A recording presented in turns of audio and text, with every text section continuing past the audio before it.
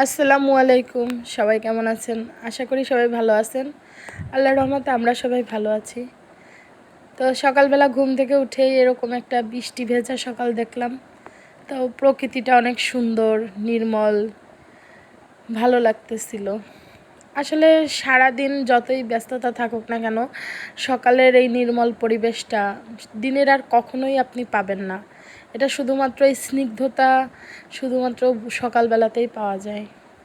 তারপরে বারান্দায় সেই গাছগুলো দেখতেছিলাম। ফুল এখনও ফোটেনি। আসলে এটা হলো একটা টাইমের সাথে ফোটে। এটা সময় এখনও হয়নি। যখন দুপুর থাকে 12টার দিকে এটা পুরোপুরি ফুটে, খুব সুন্দর লাগে, এত সুন্দর কালার, খুব ভালো লাগে।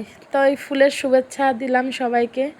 আর তার সাথে সাথে একটা রিকোয়েস্ট, আমার চ্যানেলটা প্লিজ সাবস্ক্রাইব করবেন, লাইক দিবেন, শেয়ার করবেন, কমেন্ট করবেন।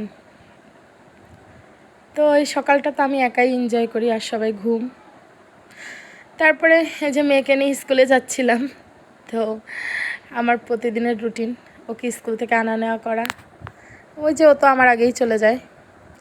আর খুলনা শহরের রাস্তার কথা কী বা বলবো, অসহ্যকর রাস্তা, একদম নাজেহাল অবস্থা। আর একটু বৃষ্টি হলেই তো একেবারে যা তা খবর হয়ে যায় রাস্তার। তারপরে যেতে যেতে আমার চোখের সামনে এই দোকানটা পড়লো, শেষ আশ্রয়। এটা তো অবশ্যই সবাইকে কবরের কথা মনে করে দেয়। আমাদের শেষ ঠিকানা, শেষ আশ্রয় ওই কবরস্থান, ওখানে যেতেই হবে। এটা চিরন্তন স্বস্তি। তো আমরা সবাই এই স্বস্তিকে মেনে নিই। আর এই যে আমরা যেহেতু চিংড়ি মাছের দেশের লোক, আর সুন্দরবন আমাদের কাছে, তো রয়্যাল বেঙ্গল টাইগার আর খুলনার চিরচেনা রাস্তাঘাট, প্রতিদিনই আমাদের এসব রাস্তা ব্যবহার করতে হয়। আমরা প্রতিদিনই এই দিক দিয়েই যা আশা করি। তো এগুলো তো আমাদের জীবনের একান্ত সঙ্গী। আর এই যে এই বাড়িটাকে দেখলে, আমার ছোটোবেলায় যে বিটিভিতে নাটক দেখতাম, এরকম বাড়িঘর দেখা যেত, আমার সেগুলো মনে পড়ে যায়। তো আমি যা আসার পথে বাড়িগুলো দেখি। আর এই যে স্কুল চলাকালীন সময়ে যখন স্কুল ছুটি হয় আর স্কুল যখন শুরু হয়, স্কুলে এত বেশি ছাত্রছাত্রী, এখানে পুরোই জ্যাম থাকে। মানে এখানে আসলে পুরো ঢাকার ভাইবসটা পাওয়া যায়। আর আমাদের স্কুলের পাশেই স্বপ্নর আউটলেটটা আছে। এই যে আফরা স্কুলে যাচ্ছে সকালবেলা, তো ব্যাগটা দিয়ে দিলাম ওর কাছে।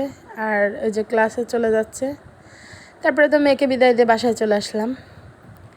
তারপরে বিকালবেলা বের হলাম, আমার চাচাতো ভাই আসছে আমাদের বাড়িতে। তো আমার কিছু কেনাকাটা ছিল, তাই ওকে নিয়ে একটু বেরোলাম। ও আমার সঙ্গে আসলো আজকে, ওকে আমি জোর করেই নিয়ে আসছি। আমি বলছি চলো আমার সাথে একটু, আমার কিছু টুকটাকি কেনাকাটা আছে। তো এটা তো খুলনা শপিং কমপ্লেক্স। আপনারা যারা খুলনার আছেন তারা তো সবাই কম বেশি শপিং কমপ্লেক্স চেনেন, নতুন করে দেখানোর কিছুই নেই। আমিও মাঝে মাঝে শপিংয়েই চলে আসি। তো এখানে আসলে মন মতো জিনিসটা পেয়েই যাই। আর শপিংয়ের সামনে তো সবসময় এরকম ভিড় দেখি। আর ঈদের সময় তো কথাই নেই, যে কোনো অকেশনে তো আরও বেশি ভিড় বেড়ে যায়। তো শপিংয়ে তো ভালো ভালো জিনিসই পাওয়া যায়, আমাদের নিত্যদিনের মার্কেট। আর এখানে আসলে তো এগুলো আমার চোখে পড়বেই, কিনতে ইচ্ছে হয় সব সময়, কিনতেই থাকি। কেনাকাটার আর শেষ নেই। আমার কোনো অকেশন লাগে না, আমার যে কোনো সময় আমার কেনাকাটা শুরু হয়ে যায়। তো আমাকে যারা চেনেন তারা জানেন, শপিং আমার একটা শখ আসলে। তারপরে চলে গেলাম শপিংয়ের দোতলায়। আমার মোবাইলের একটা জিনিস আসলে কেনার ছিল। তো ও যেহেতু ভালো বুঝে ফোন সম্পর্কে, সেই জন্য ওকে সঙ্গে করে নিয়ে আসছি।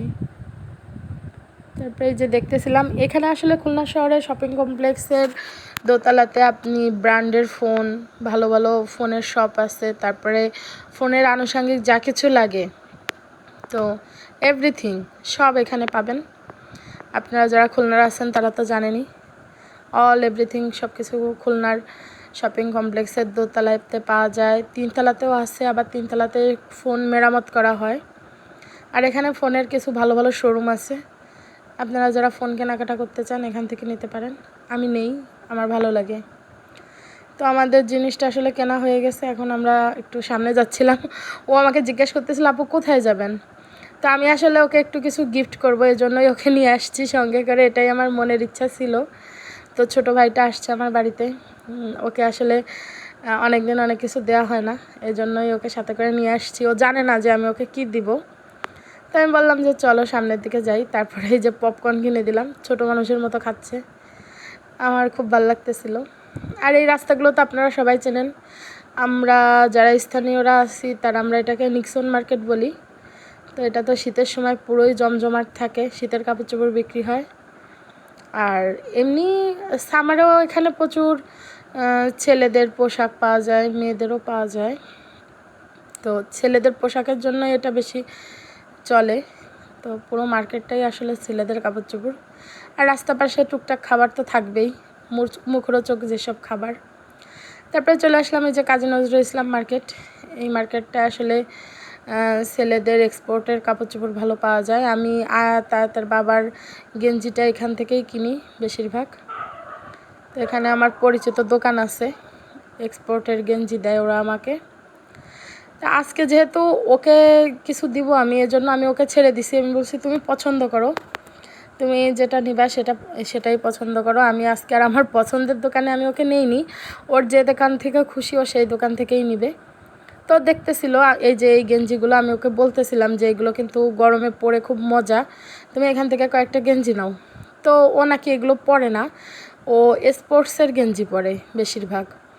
আমি আসলে স্পোর্টসের গেঞ্জি ওইগুলো কখনো কিনিনি, আমি ওই সম্পর্কে আমার কোনো ধারণা নেই। আমি এক্সপোর্টের গেঞ্জি চিনি। আয়াত যেহেতু কোচিংয়ে যায়, বাইরে যায়, এক্সপোর্টের গেঞ্জি ওকে আমি বেশি দেই। তারপরে ও কয়েকটা দোকান দেখতেছিল, বাট ওর কেন যেন পছন্দ হচ্ছিল না। আসলে রুচি এক একজনের এক এক রকম। তো এখানে তো আসলে একজনের রুচির ভিতরে আর একজন কিছু বলতে পারে না, এজন্য ও দেখতেছে, আমার কোনো না নেই। আমি বলছি যে তুমি দেখো। ও আমাকে বলতেছিল আপু আপনি পছন্দ করেন। তারপরে চলে আসলাম এই যে আমার পরিচিত দোকানটাতে। তো ভাইয়াকে বলতেছিলাম যে আমার ভাই নিয়ে আসছে আজকে, আপনি ওকে ভালো গেঞ্জি দেখান। তো উনি অনেক চেষ্টা করে যাচ্ছিল ওনার মতো করে, বলতেছিল যে দেখেন কোনটা পছন্দ হয়। তো ভাইয়া বলতেছিল যে আয়াতের বাবার কথা, যে আমি ওনাকে অনেক গেঞ্জি দিতাম আগে, উনি ছাত্র জীবন থেকেই আমার কাস্টমার। তো এগুলোই বলতেছিল, আমরা হাসতেছিলাম। তারপরে ফাইনালি ওর এই গেঞ্জিটা পছন্দ হয়েছে, এইটাই নাকি স্পোর্টসের গেঞ্জি। যাই হোক আমার পছন্দ হয়নি, আমি চিনিও না। তারপরে আয়াতের জন্য যে গেঞ্জি দেখতেছিলাম। তো ফাইনালি আমার আজকে কেন যেন গেঞ্জি পছন্দ হচ্ছিল না, বাট এই যে এই ফিরোজা কালারের এই গেঞ্জিটাই নিয়ে নিলাম আয়াতের জন্য।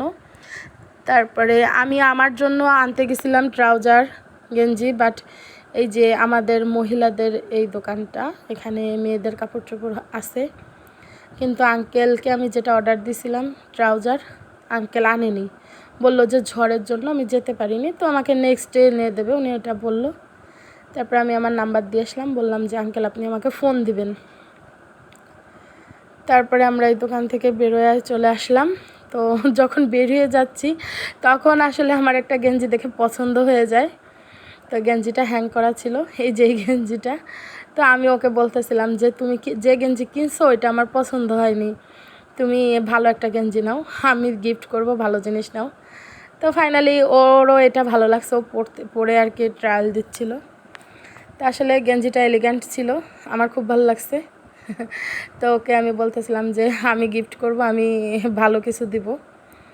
তো এটাও দেখতেছিল না, বলছে ভালো, এটার বন্ধুর দোকান, এই যে বন্ধুর থেকে বিদায় নিলাম। এই আর কি। তারপরে তো আমরা যাচ্ছিলাম একটু, আমি টুকটাক কসমেটিক্স কিনবো।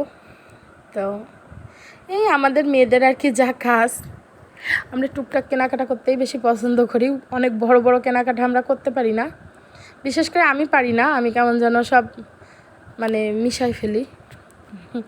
যখন ঈদের সময় কেনাকাটা হয়, আমি তো আয়াতের বাবাকে ছাড়া একদমই কেনাকাটা করি না, বিশেষ করে ছেলে মেয়েদের। তো এই যে আমাদের রেলওয়ে মার্কেটের ফুটপাত, যারা নিম্ন আয়ের লোকজন আছে এখান থেকে নেয়। তারপর একটু আদা নিলাম, প্রতিদিন সংসারে তো লাগেই। তারপরে যে একটু কসমেটিক্সের দোকানে আসলাম হকার্স মার্কেটের ভিতরে। তো আমি একটু হিজাব পিন দেখতেছিলাম, আমার প্রয়োজন হিজাব পিনটা প্রয়োজন। আরেকটা জিনিস প্রয়োজন ছিল, একটা কন্ডিশনার, তো ওটা নেই। আমি যে ব্র্যান্ডটা খুঁজতেছিলাম ওটা এখানে নেই, সম্ভবত এই মার্কেটে ওরকম ব্র্যান্ডের পণ্য আসে না নাকি আমি জানি না, যদি এগুলো পাইকারি মার্কেট। তো আসলে ভুল হয়ে গেছে এখানে ওইটা খোঁজা, ওইটা হয়তো বা এশা চেম্বারে পাওয়া যাবে, এখানে পাওয়া যাবে না, এটাই ওরা বলতেছিল। তারপরে আমার হিজাব পিন তো প্রয়োজন হয়, এই জন্য হিজাব পিন নিয়ে নিলাম। তো ওই ভাইয়া দেখাচ্ছিল, তারপরে এই যে এখান থেকেও নিলাম। তারপরে এই সিলভার কালারের হিজাব পিনটা, এটা আমার ভালো লাগছিল হঠাৎ করে, তো এখান থেকে কয়েকটা নিয়ে নিলাম এই যে পছন্দ করে।